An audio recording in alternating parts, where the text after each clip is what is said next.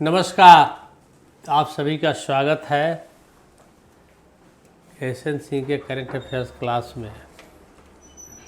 आज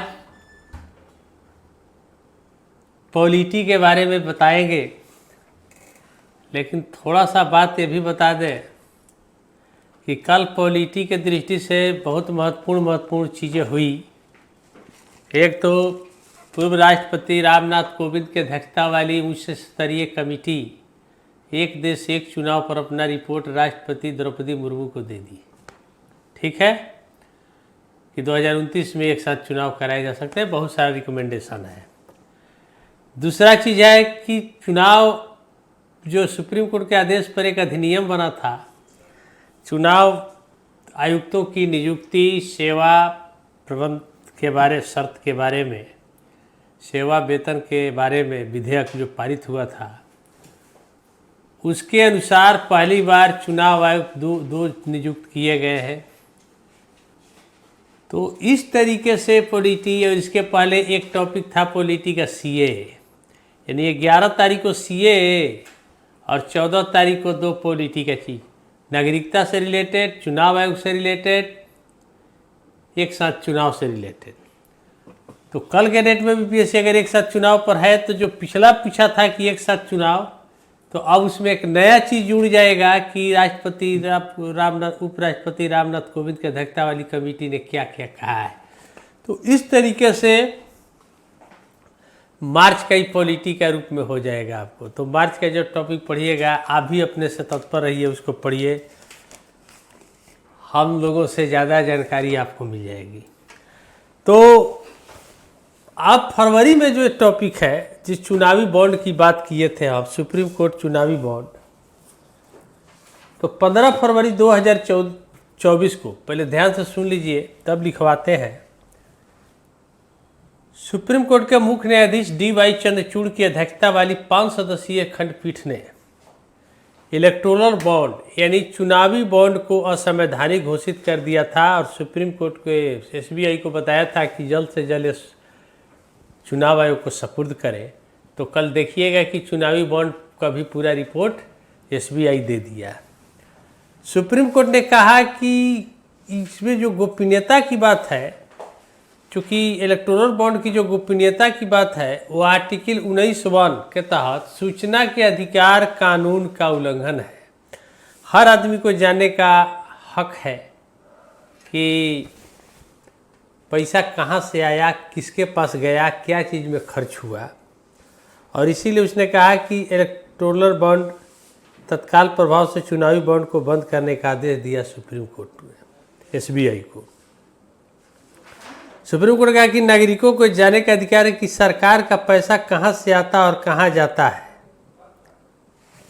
जानकारी को रोकना आरटीआई का उल्लंघन है। किस पार्टी को कितना चंदा मिला या बताएं। तो इलेक्टोरल बॉन्ड है क्या? राजनीतिक फंडिंग में पारदर्शिता लाने के उद्देश्य से केंद्र सरकार 2017 के बजट में अरुण जेटली लाए थे, घोषणा की थी। जनवरी 2018 से इसको लागू किया गया था।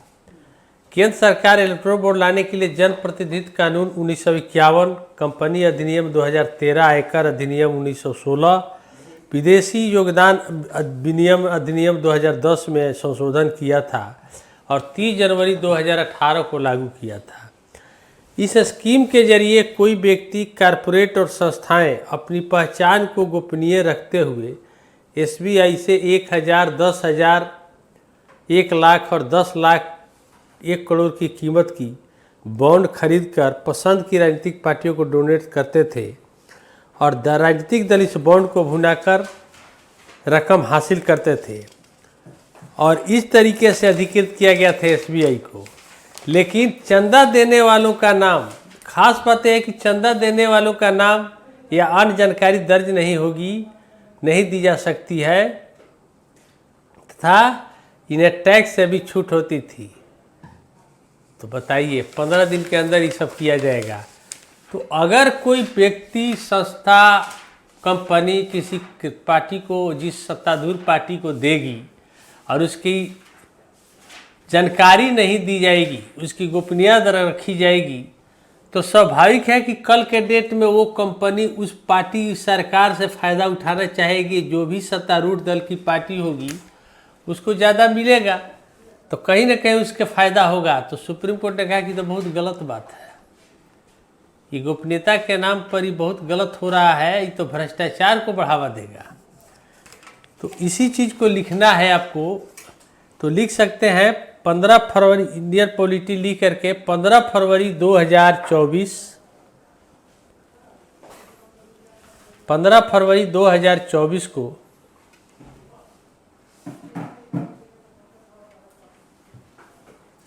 सुप्रीम कोर्ट के मुख्य न्यायाधीश की अध्यक्षता वाली,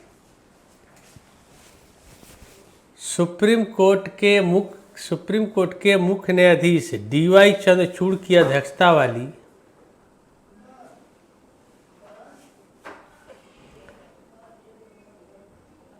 DY चंद्रचूड़ की अध्यक्षता वाली 5 सदस्यीय खंडपीठ ने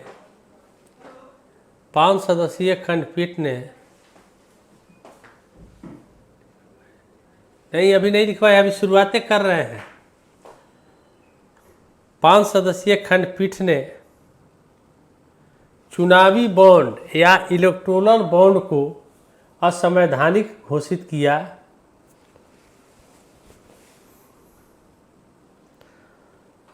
असंवैधानिक घोषित किया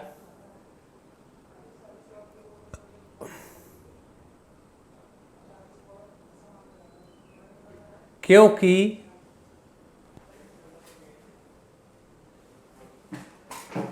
सुप्रीम कोर्ट के मुख्य न्यायाधीश DY चंद्रचूड़ की अध्यक्षता वाली 5 सदस्यीय पीठ ने इलेक्टोरल बॉन्ड योजना को असंवैधानिक घोषित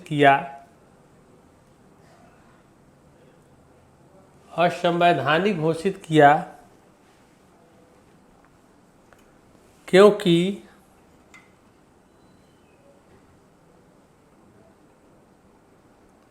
इलेक्टोरल बॉन्ड की गोपनीयता, इलेक्टोरल बॉन्ड की गोपनीयता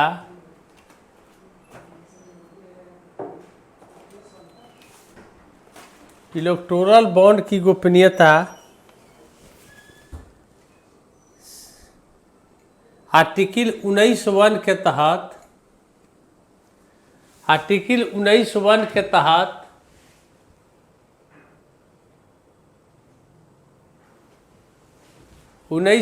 तहत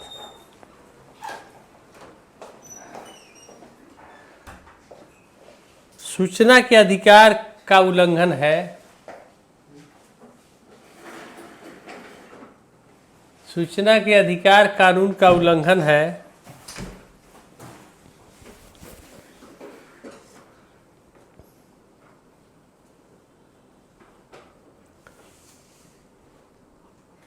और इस प्रकार SBI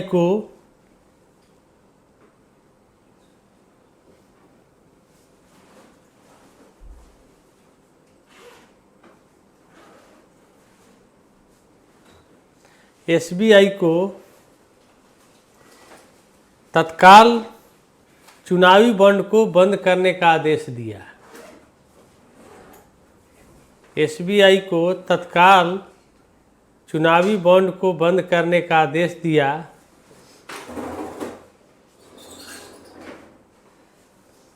और इस प्रकार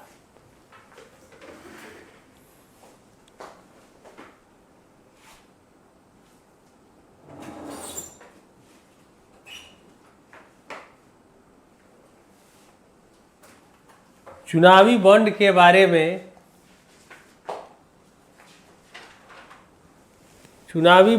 बारे में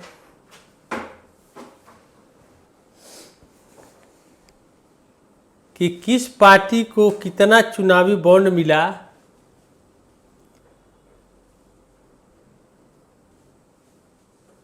किस पार्टी को कितना चुनावी बॉन्ड मिला,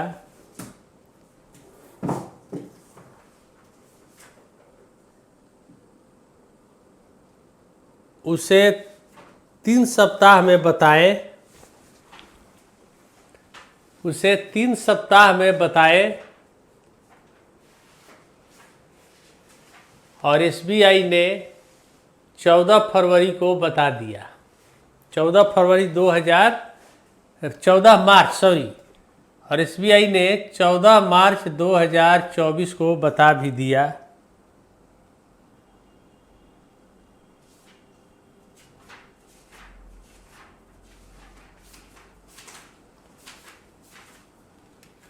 सुप्रीम कोर्ट ने कहा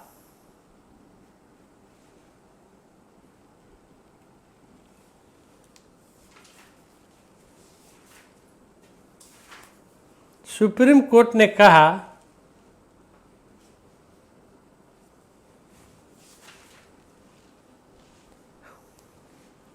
कि सरकार का पैसा कहां से आता है और कहां जाता है,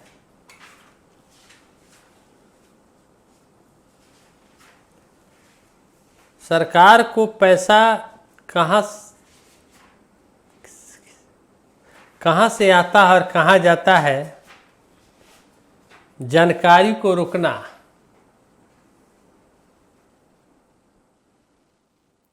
जानकारी को रोकना आरटीआई का उल्लंघन है।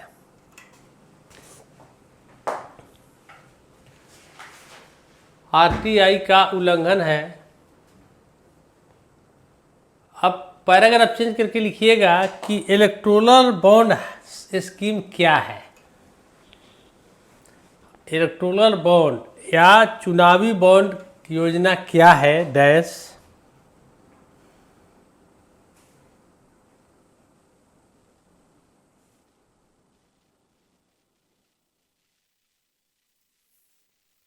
राजनीतिक फंडिंग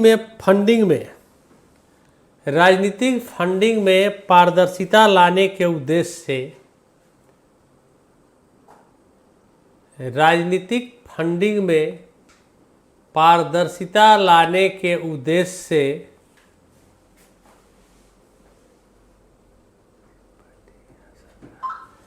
राजनीतिक पार्टी, तो राजनीतिक पार्टी का कहना सरकार होता है। राजनीतिक पार्टी मान लीजिए कि किसी भी राजनीतिक पार्टी को देना है, लेकिन सरकार जिस पार्टी का रहेगा उससे रिलेटेड हो जाता है।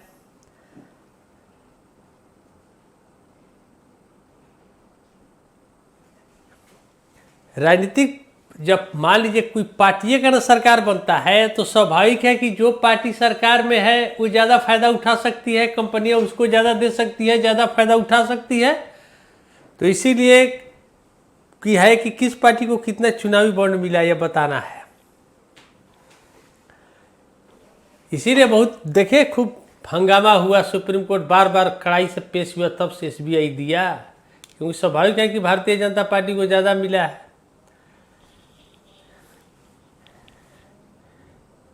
राजनीतिक फंडिंग में पारदर्शिता लाने के उद्देश्य से केंद्र सरकार ने राजनीतिक फंडिंग में पारदर्शिता लाने के उद्देश्य से केंद्र सरकार ने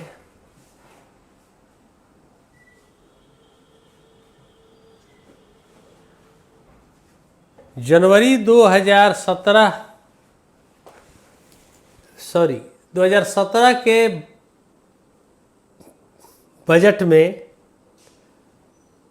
2017 के बजट में 17 के बजट में चुनावी बॉन्ड की घोषणा की थी।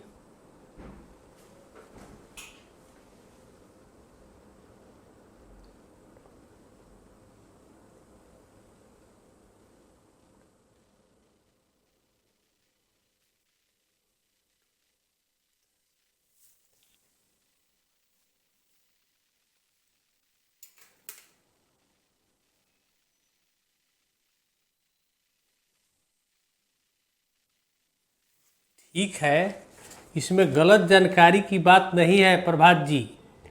इसमें सबसे बड़ी बात है कि पार्टी की ही बात हो रही है। लेकिन चूंकि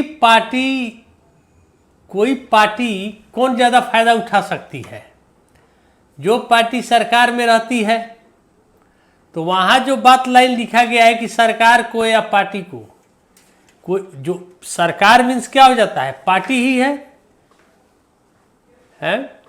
तो इस तरीके से यहाँ पर जो लाइन लिखा जा रहा है कि किस पार्टी को कितना दिया गया, तो आखिर यहाँ पर पार्टी जो सबसे बहुमत में होती है वही सरकार में होती है, और स्वाभाविक है कि उस पार्टी को स्वाभाविक रूप से देगी। तो जनता को यह अधिकार है कि सरकार जो पैसा लाई वो कहाँ से लाई। तो स्वाभाविक है कि जिस पार्टी बहुमत, अब कहिएगा कि सरकार किस पार्टी, बिना पार्टी का तो सरकार बन नहीं सकता है।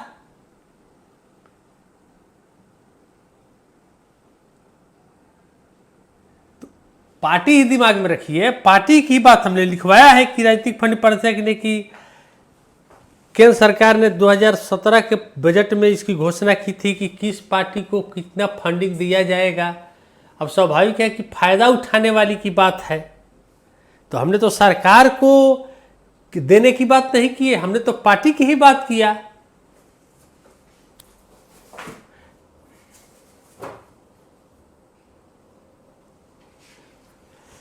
जनवरी 2018 में चुनावी बॉन्ड स्कीम को संसद ने पारित किया। जनवरी 2018 में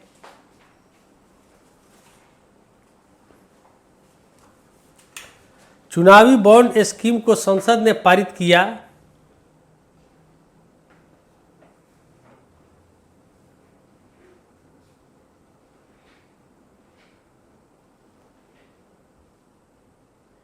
और केंद्र सरकार ने इलेक्टोरल बॉन्ड लाने के लिए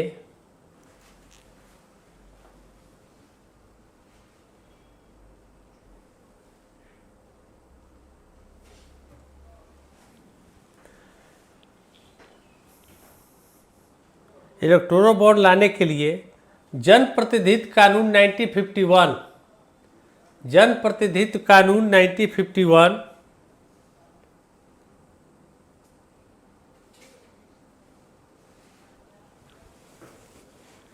कंपनी बॉन्ड अधिनियम 2013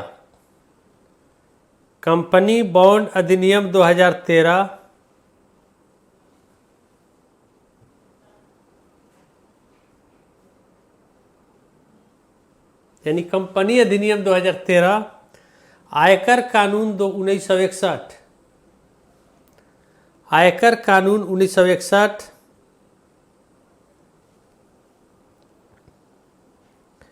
विदेशी विनिमय अधिनियम 2010 में संशोधन किया गया था।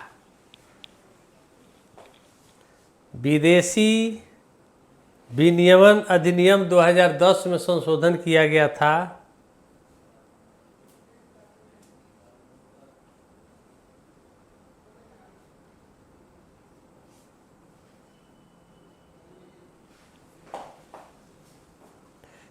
और 30 जनवरी 2018 को चुनावी बॉन्ड लागू किया गया था।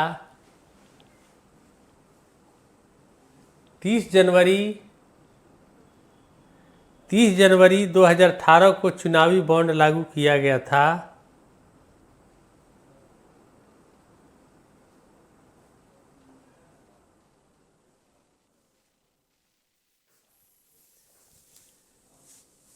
इसके जरिए कोई व्यक्ति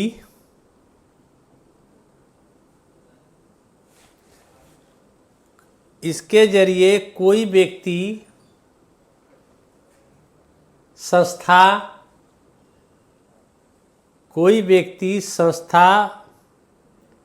और कारपोरेट जगत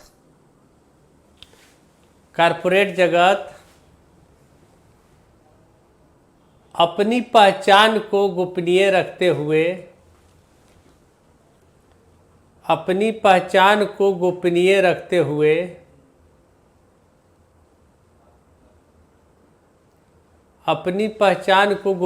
रखते हुए एसबीआई से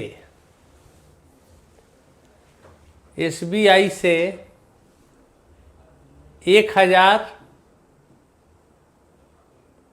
10,000,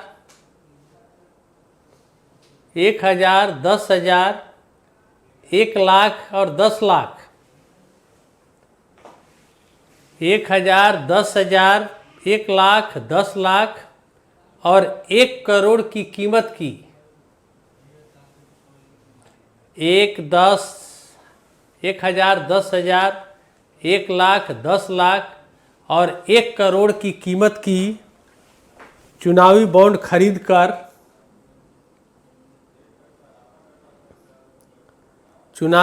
खरीदकर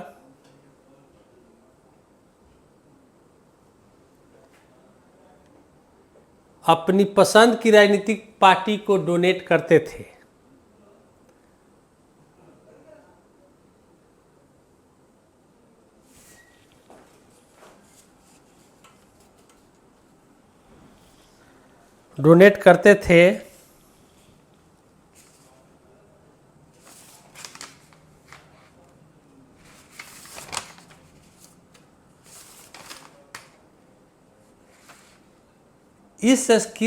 लेकिन इसमें चंदा देने वाले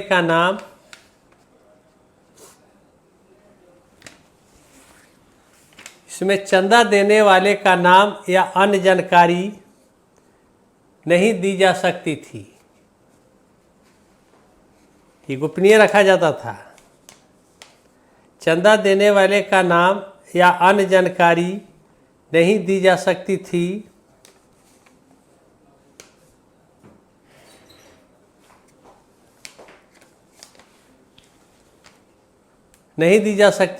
तथा इन्हें टैक्स से भी छूट होती थी। इन्हें टैक्स भी नहीं देना पड़ता था, जितना पैसा आया छूट होती थी।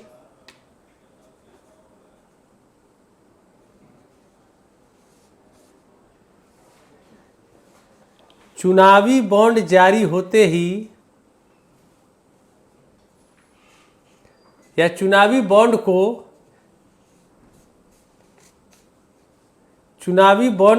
राजनीतिक दलों द्वारा 15 दिन के अंदर कैश कराना होता था, अन्यथा रद्द हो जाएगा। चुनावी बॉन्ड को राजनीतिक दलों को 15 दिन के अंदर भुनाना होता है या 15 दिन के अंदर कैश कराना होता था, अन्यथा बॉन्ड रद्द हो जाता है।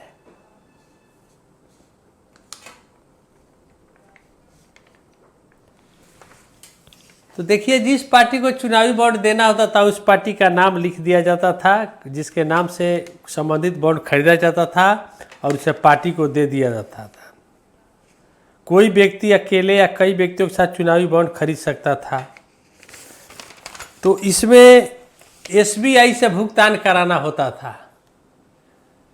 तो जिससे राजनीतिक दलों को इस बॉन्ड को भुनाकर रकम हासिल करना था 15 दिन के अंदर, और स्टेट बैंक इसके लिए अधिकृत था, और स्टेट बैंक के देश के 19 शाखाओं से इस शाखाओं को इससे अधिकृत किया गया था।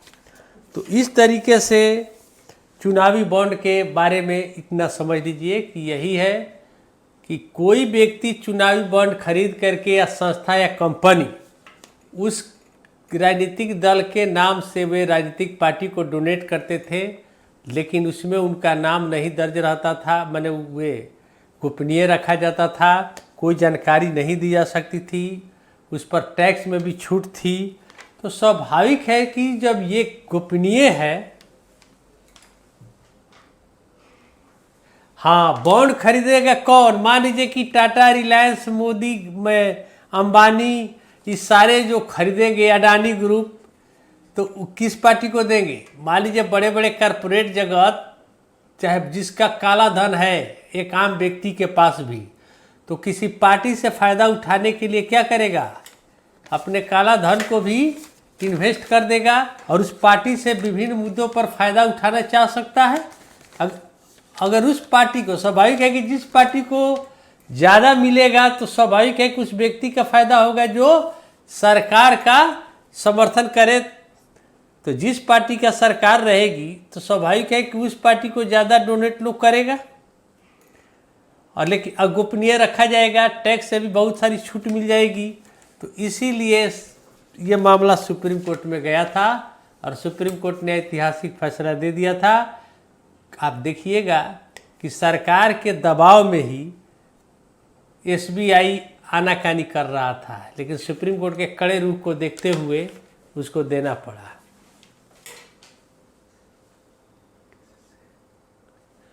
बॉन्ड खरीदा जाता था स्टेट बैंक से। अभी तो लिखवाए आपको कि इस स्कीम के जरिए कोई व्यक्ति,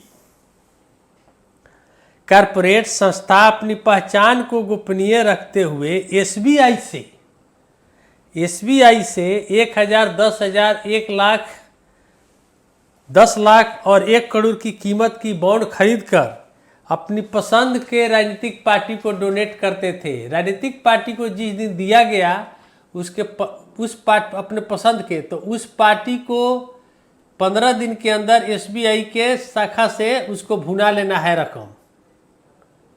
समझ गए ना बात? तो ये हुआ चुनावी बॉन्ड, जिसकी कहानी आजकल खूब चर्चा में है। तो चुनावी बॉन्ड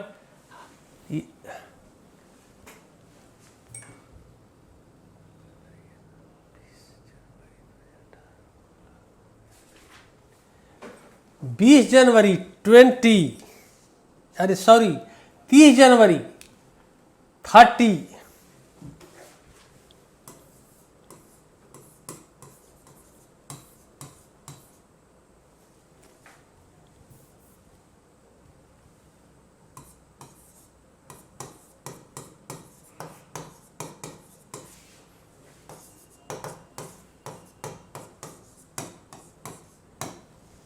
चुनावी बॉन्ड लागू।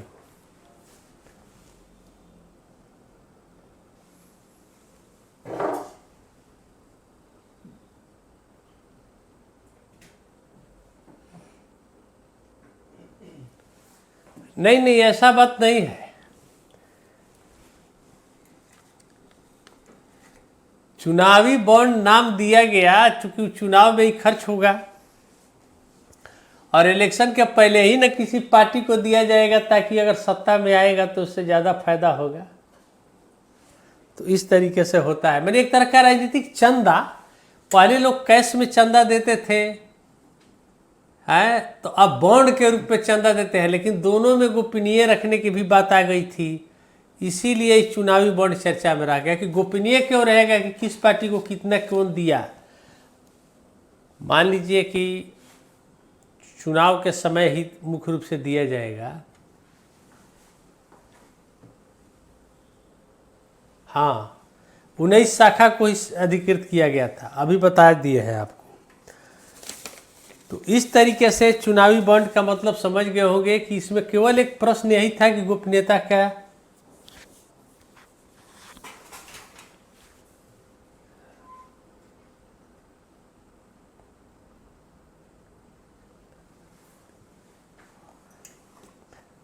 इस तरीके से चुनावी बॉन्ड मुख्य रूप से विवाद में रहा कि गोपनीयता क्यों रखा गया, और इसीलिए सुप्रीम कोर्ट इस पर फटकार लगाई। तो चुनावी बॉन्ड का मतलब ये हुआ है। अब अगला टॉपिक है कॉमन सिविल कोड या यूनिफॉर्म सिविल कोड, समान नागरिक संहिता। अब चूंकि उत्तराखंड ने अपने राज्य स्तर पर लागू करने वाला ये दूसरा राज्य बना भारत का।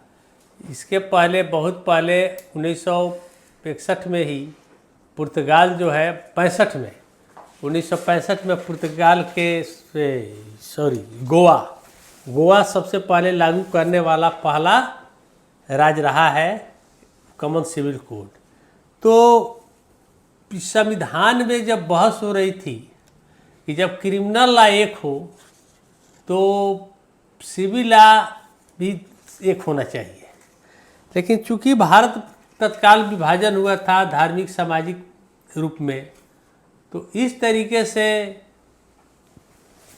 कहा गया कि इसको भविष्य में छोड़ा जाए, क्योंकि अम्बेडकर इसको आर्टिकल 35 में शामिल करना चाहते थे, मौलिक अधिकार में शामिल करना चाहते थे। लेकिन बाद में बहस, संविधान सभा में बहस हुई और कॉमन सिविल कोड को भविष्य की सरकारों पर छोड़ने के लिए राज्य के निषेध तत्व के आर्टिकल 44 में शामिल कर दिया गया। और आर्टिकल 44 को संविधान सभा ने 23 नवंबर 1948 के बहस के बाद अपना लिया। तो लिखिएगा, उत्तराखंड और समान नागरिक संहिता, उत्तराखंड और समान नागरिक संहिता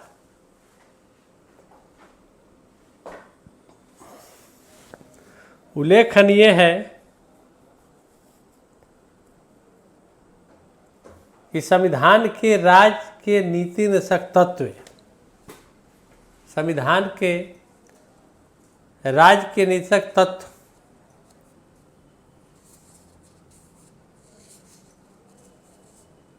आर्टिकल 44 में, आर्टिकल 44 में समान नागरिक संहिता का उल्लेख है।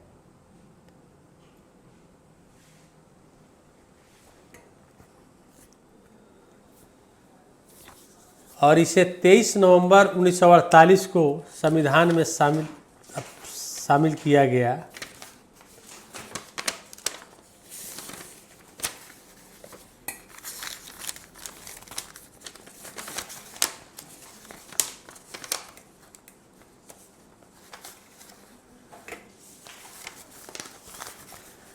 आर्टिकल 44 का मतलब, समान नागरिक संहिता का अर्थ है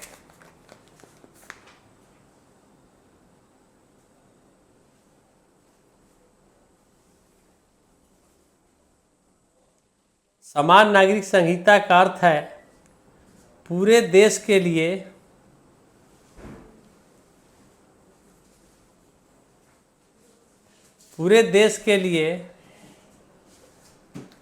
आर्टिकल 44 संविधान के राजनीतिक आर्टिकल, राज्य के नीति से तत्व आर्टिकल 44 के तहत 23 नवंबर 1948 को संविधान में शामिल किया गया था।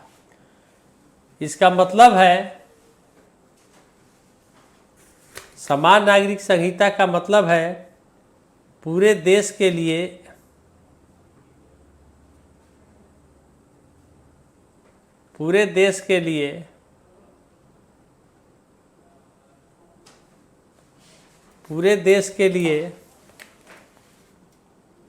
एक समान कानून के साथ ही एक समान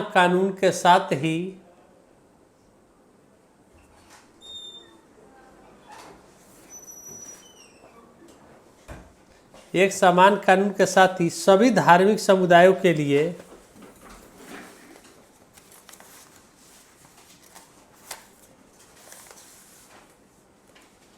सभी धार्मिक समुदायों के लिए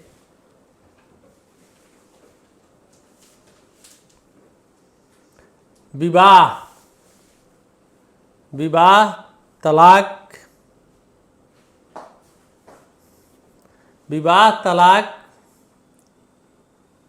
उत्तराधिकार के नियम,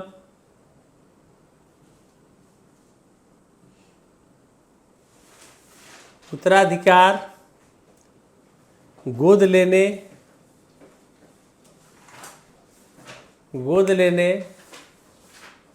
संपत्ति का बंटवारा,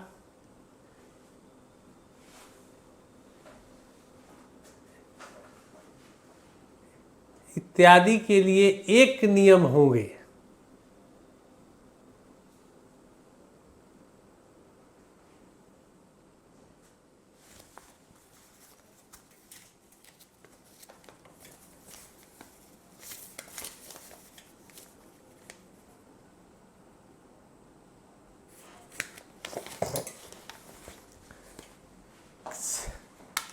आपको मैं कल बताया था कि जब एक आपराधिक कानून है क्रिमिनल लॉ,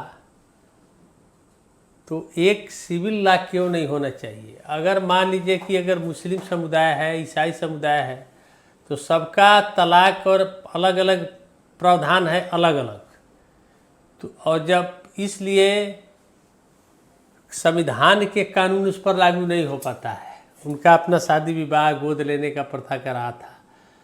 इसी पर विवाद है कि नहीं, सबके लिए एक समान होना चाहिए।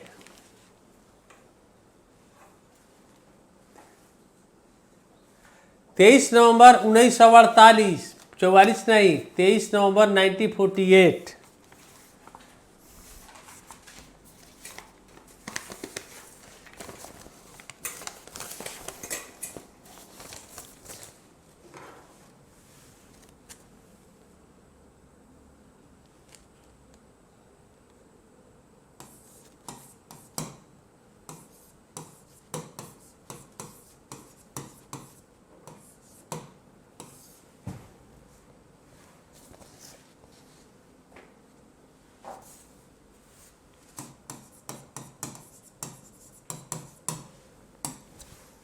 यूसीसी लागू होने के बाद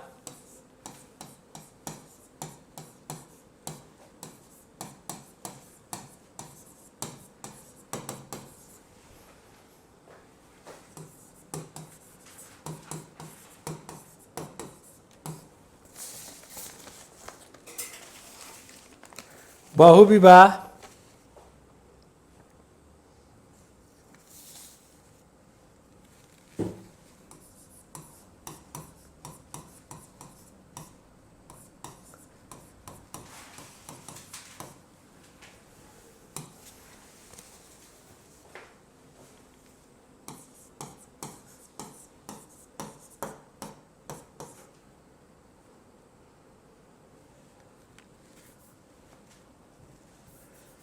अब डैश डैश इसी तरह के लिखिएगा।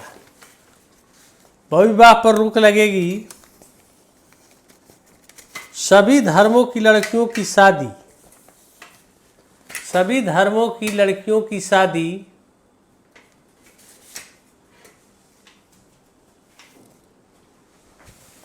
सभी धर्मों की लड़कियों की शादी की कानूनी उम्र एक समान हो जाएगी। अब 18-21 ही रहेगा सब लोगों के लिए। सभी धर्मों की लड़कियों की शादी की कानूनी उम्र एक समान ही हो जाएगी।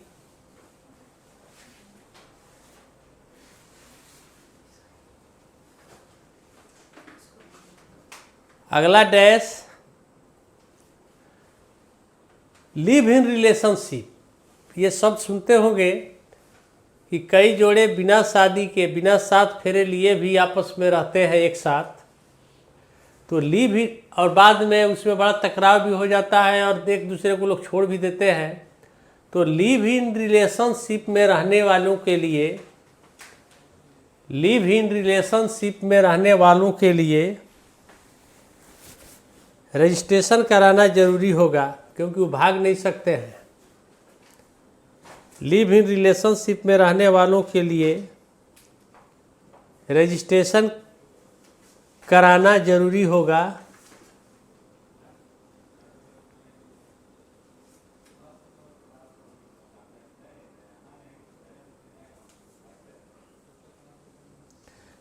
एक पति या पत्नी के जीवित रहते, अगला, एक पत्नी या पति के जीवित रहते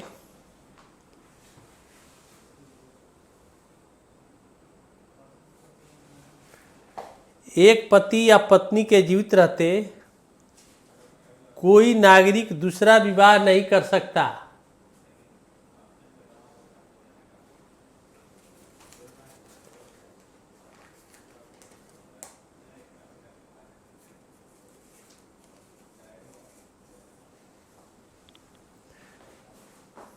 दूसरा विवाह नहीं कर सकता। लिव इन रिलेशन में रहने वाली महिला, लिव इन रिलेशनशिप में रहने वाली महिला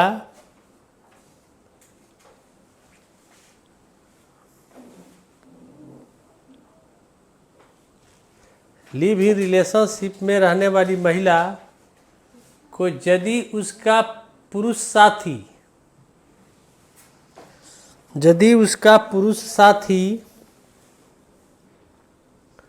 छोड़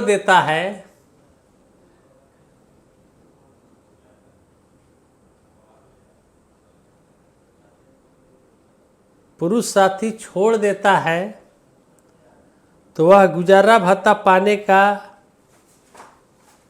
दावा कर सकती है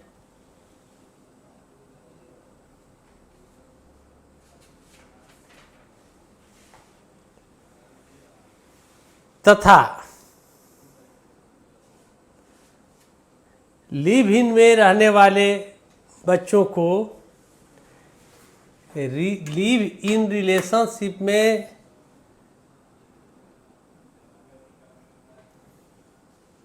उत्पन्न बच्चों को पूरी तरह उत्तराधिकार का अधिकार होगा। लिव इन रिलेशनशिप में उत्पन्न बच्चे को पूरी तरह उत्तराधिकार का अधिकार होगा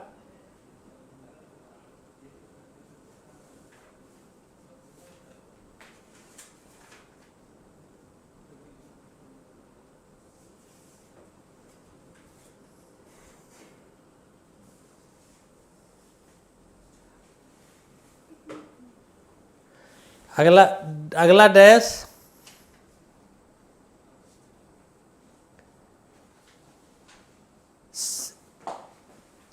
समान नागरिक संहिता के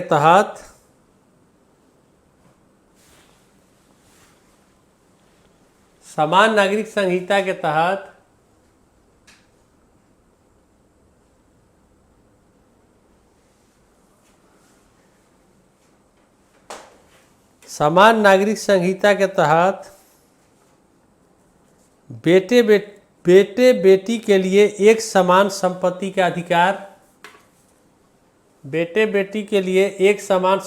का अधिकार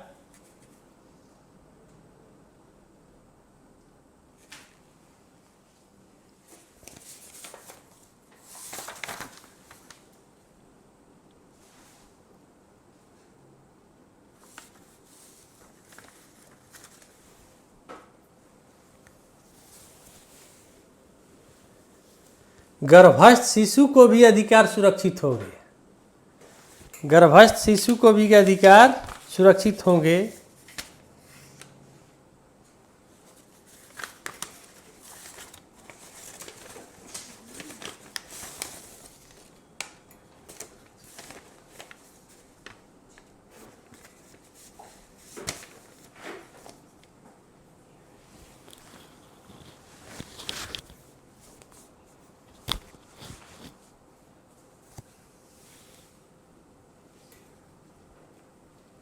और इसमें विवाह की न्यूनतम आयु वही रहेगी 21 और 18। तो कुल मिलाकर ये बात आप समझने की कोशिश कीजिए कि यूसीसी का मतलब ये है, इसमें बहुत सारा प्रावधान है। जब ये लॉन्ग क्वेश्चन आप पढ़िएगा तो उसमें ये सब डिटेल बताया जाएगा कि कॉमन सिविल कोड में ये प्रावधान यह है कि किसी भी धर्म में कोई भी अपने धार्मिक मामलों में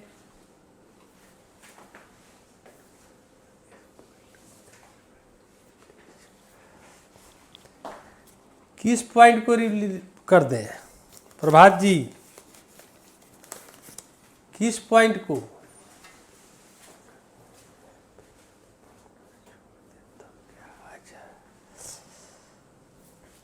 लिव इन रिलेशनशिप में अगर किसी महिला को छोड़ देते हैं तो पुरुष को गुजारा भत्ता देना पड़ता है।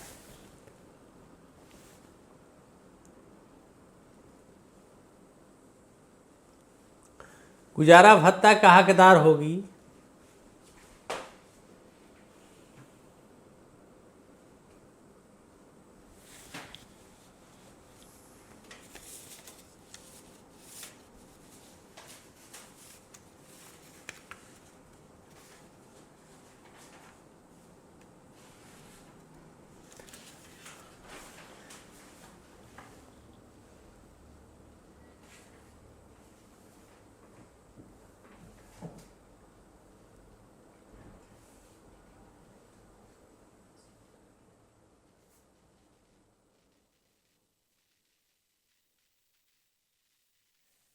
अगर फीमेल ही छोड़ दे तो अगर फीमेल,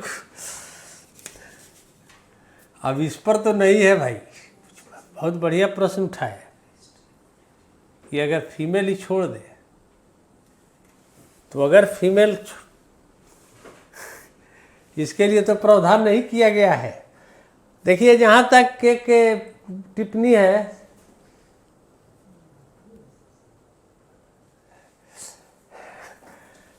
लेकिन आमतौर पर महिला, बात सही कहते हैं, एक एसडीएम ने छोड़िए दी पति को, तो उसमें वो दावा कर सकता है। खैर,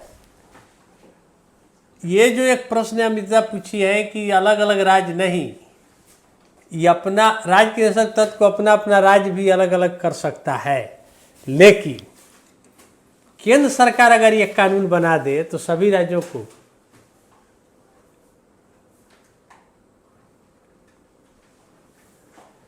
क्यों रुक जा रहा है वीडियो जी?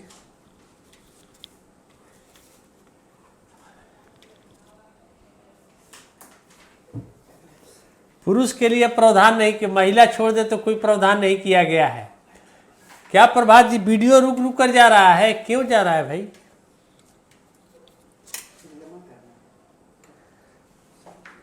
तो कॉमन सिविल कोड समझे कि नहीं समझे, क्या है ये मूल बात? तो मूल बात यह है कि इसमें विभिन्न धर्मों में जिस तरीके से उत्तराधिकार की लड़ाई, संपत्ति की लड़ाई, महिला पुरुष की लड़ाई जो होती है उत्तराधिकार के मामले में, विवाह के मायने में, तलाक के मायने में, वो पूरे देश का एक कानून उस पर लागू होगा।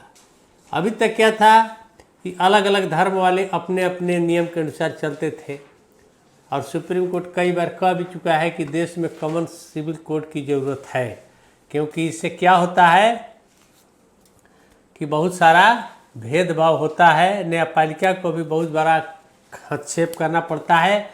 अगर किसी मुद्दे पर अगर सुप्रीम कोर्ट में मामला जाता है तो सुप्रीम कोर्ट को विभिन्न धर्मों, क्या उस धर्म के पूरा पेचीदगियाँ को समझना पड़ता है। अनावश्यक देरी होती है, तब तक महिला को बहुत स्थिति खराब हो जाती है।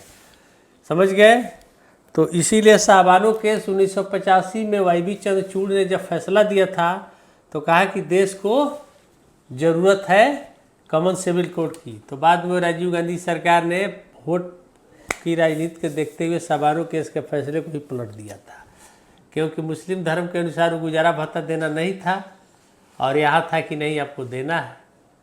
तो ये कॉमन सिविल कोड की बात ये सब हो जाता है। अभी अलग अलग राज्य की बात हो रही है, बहुत सारा राज्य कर रहा है, लेकिन सवाल है कि बिहार कह रहा है कि हम अभी लागू नहीं करेंगे। अब नीतीश कुमार, अगर केंद्र सरकार चाहे बिल पारित कर दे तो पूरे राज्य को लागू करना जरूरी हो जाता है।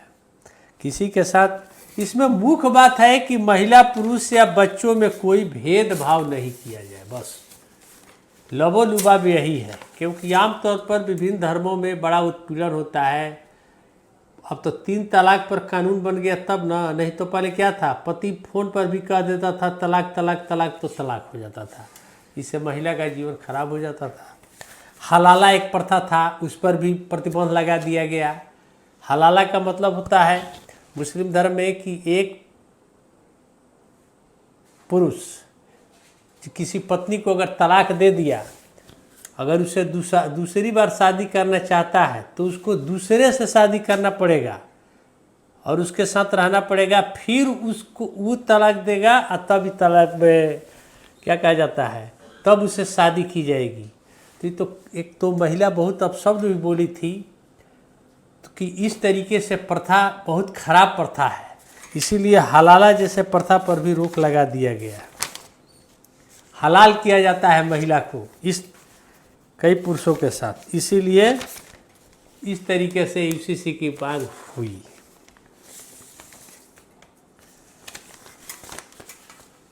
समझ में आया बात? अब एक पॉलिटिका लास्ट टॉपिक है और वो है श्वेत पत्र।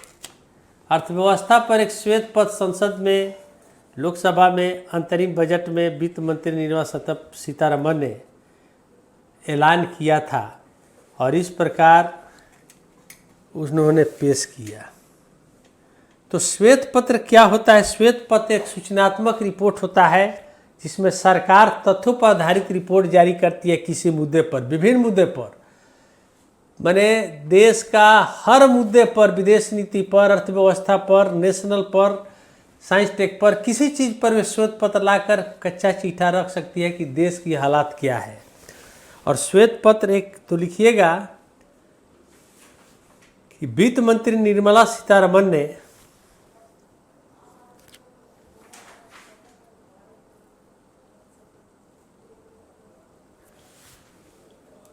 लोकसभा में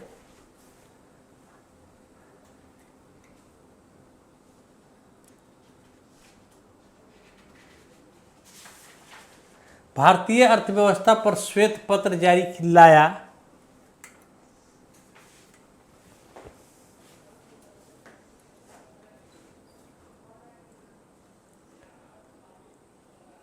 और यूपीए सरकार के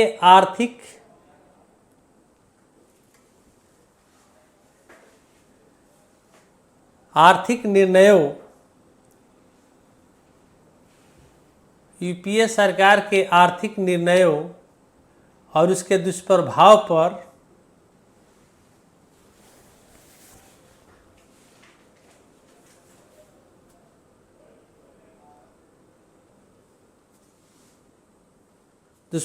पर यह पत्र लाया गया।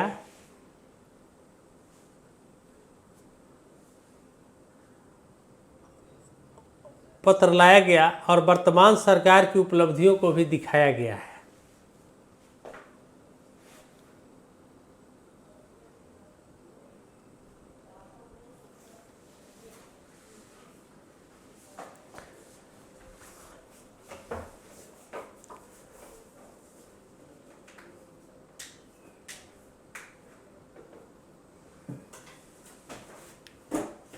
श्वेत पत्र की शुरुआत विश्व में पहली बार विंस्टन चर्चिल ने 1922 में, श्वेत पत्र की शुरुआत 1922 में विंस्टन चर्चिल के समय ब्रिटेन में हुई।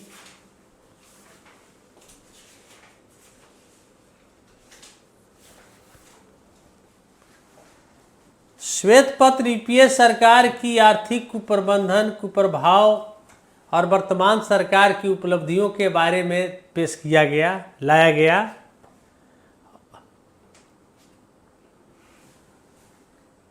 श्वेत पत्र की शुरुआत विश्व में 1922 में ब्रिटेन से हुई, विंस्टन चर्चिल के समय।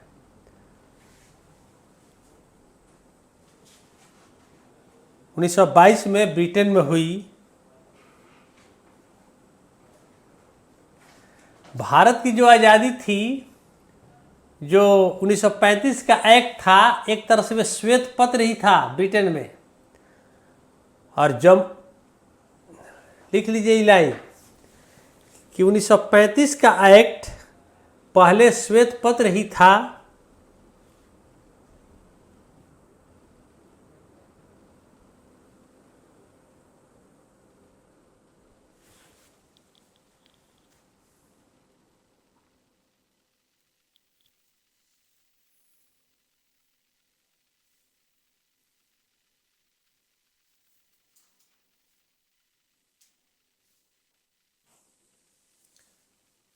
उन्नीस सौ 35 का एक्ट एक तरह से श्वेत पत्र ही था। आज़ादी के बाद पहला श्वेत पत्र 1948 में जम्मू कश्मीर पर लाया गया था।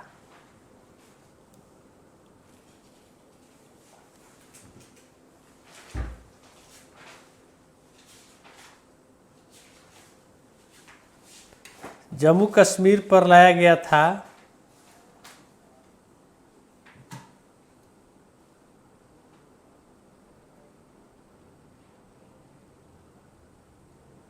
हाल में पंजाब सरकार भी श्वेत पत्र लाई थी।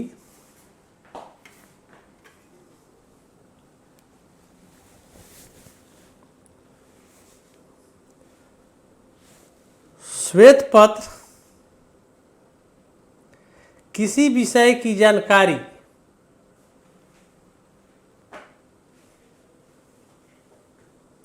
किसी विषय की जानकारी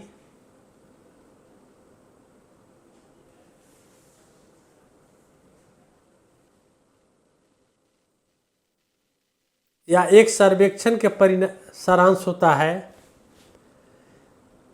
श्वेत पत्र किसी विषय की जानकारी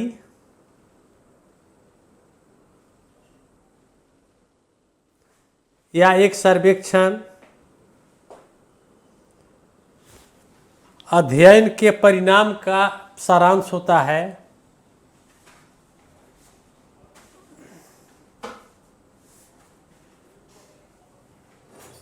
परिणाम का सारांश होता है।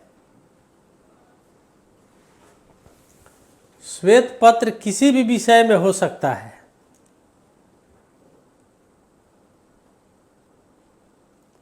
श्वेत पत्र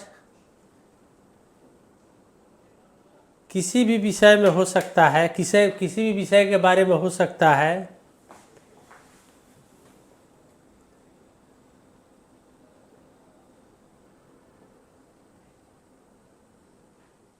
किसी भी विषय के बारे में हो सकता है। यह हमेशा काम करने के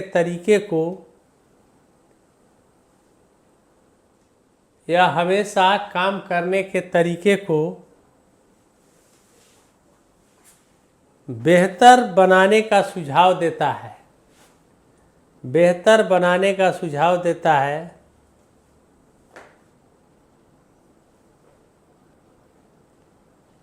बेहतर बनाने का सुझाव देता है।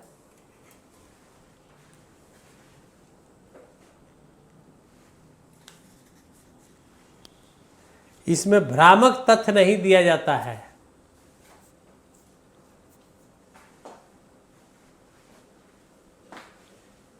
इसमें भ्रामक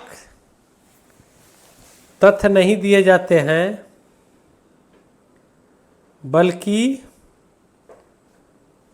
तथ्यों पर आधारित रिपोर्ट होती है।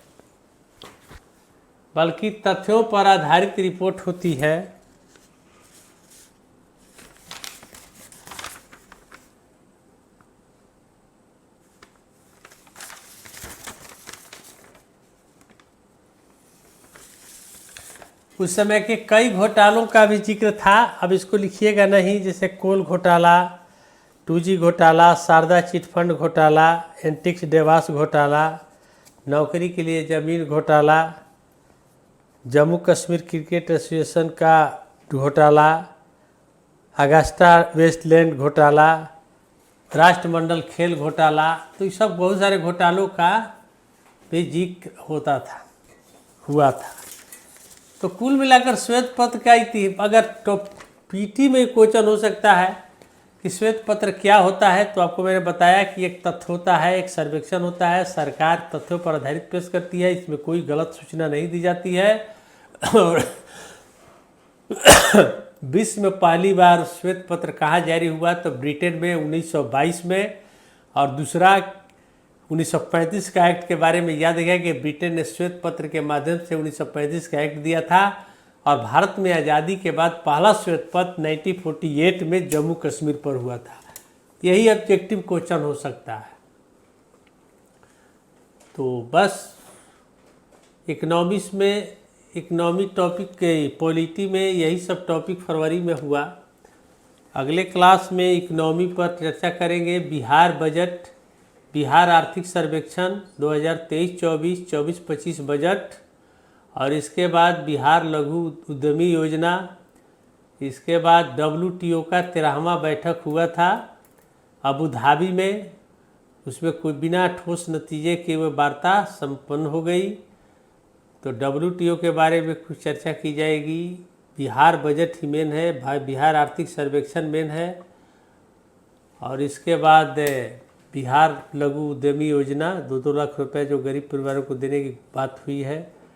ये सब कुछ टॉपिक है इकोनॉमिक्स में। इसके बाद वेटलैंड वगैरह, भारत में पूरे वेटलैंड की संख्या ज्योग्राफी में 75+5 जुड़े हैं, तमिलनाडु कर्नाटक के कुछ। तो इस प्रकार 80 रामसर स्थल हो गए हैं। तो कुछ इसी तरीके बिहार में भी एक देश का रिपोर्ट आया है कि सबसे ज़्यादा ठनका से मौत बिहार में ही हुए हैं पूरे देश में। तो कुछ कुछ ज्योग्राफी हम नागी नकटी झील में पक्षी विहार महोत्सव हुआ बिहार में। तो साइंस टेक में इनसेट डी का सफल प्रक्षेपण किया गया। इसी तरह चलते जाइएगा तो इंटरनेशनल भी आ जाएगा। पाकिस्तान का चुनाव से लेकर के यूएई और कतर की यात्रा प्रधानमंत्री नरेंद्र मोदी की, यही सब टॉपिक है।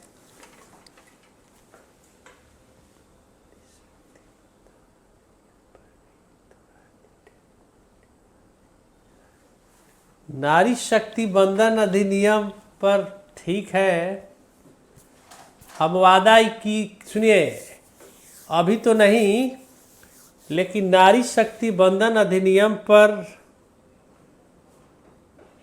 8 मार्च का जो महिला सशक्तिकरण दिवस है ना, देखेंगे कि उसमें याद दिलाइएगा, नहीं तो